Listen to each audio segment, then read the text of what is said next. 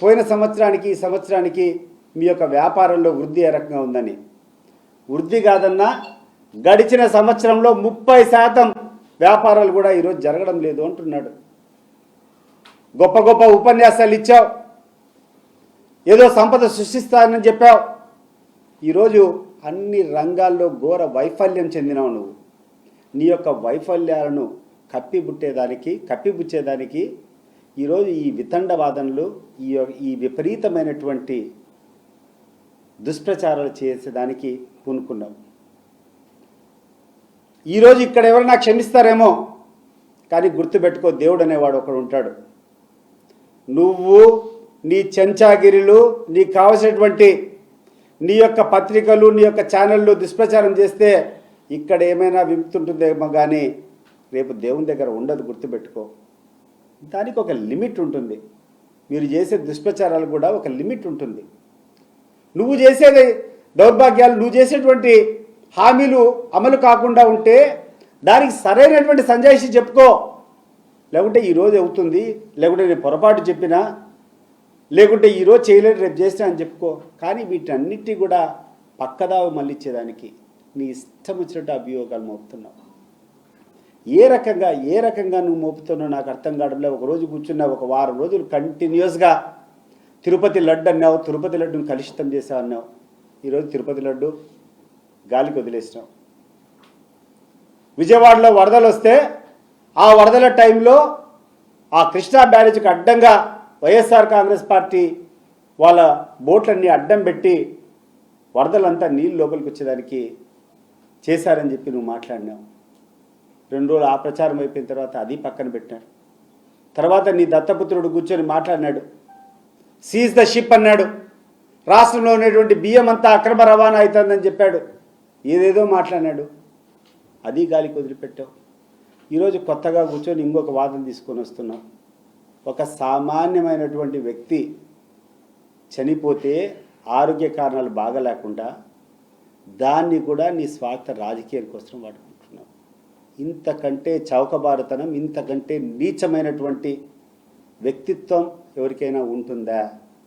ముఖ్యమంత్రికి ఉండాల్సినటువంటి వ్యక్తిత్వమా ఇది? ముఖ్యమంత్రి చేసే పనా ఇది?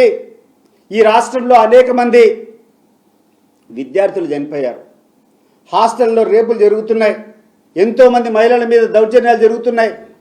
వీటి మీద మాట్లాడలేదే నువ్వు? వీటి మీద స్పందించలేదే నువ్వు? ఈరోజు నీ కార్యకర్తలు వైఎస్ఆర్ కాంగ్రెస్ పార్టీకి మద్దతు ఇచ్చేటువంటి వాళ్ళని అనేక మంది మీద దౌర్జన్యం చేశారు, చంపారు. వాటి మీద దృష్టి పెట్టు. సహజ మరణం చెందినటువంటి వ్యక్తి మీద 40 నిమిషాలు నీ క్యాబినెట్లో మాట్లాడి మళ్ళా నీ పేపర్ నిండా హెడ్లైన్స్. దీనితో పాటు చనిపోయిన వ్యక్తి కాకుండా ఇంకా 7 మంది అంట. దాంట్లో భారతమ్మ తండ్రిని కూడా చేర్చినాం.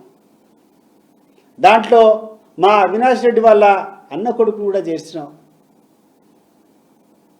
దాంట్లో వీళ్ళ కుటుంబానికి అత్యంత ఇష్టము. ఈరోజు పాపం చనిపోతే, నారాయణ యాదవ్ అనేది చనిపోతే భారతమ్మ తర్వాత జగన్మోహన్ రెడ్డి గారు ఆయన ఇంటికి పోయి, వాళ్ళ పల్లె కదిరి తాలూకాలో ఎక్కడో ఉంది, వాళ్ళ ఇంటికి పోయి వాళ్ళు కూర్చొని పోయి వచ్చినారు, ముదిగుప్ప దగ్గరికి పోయి.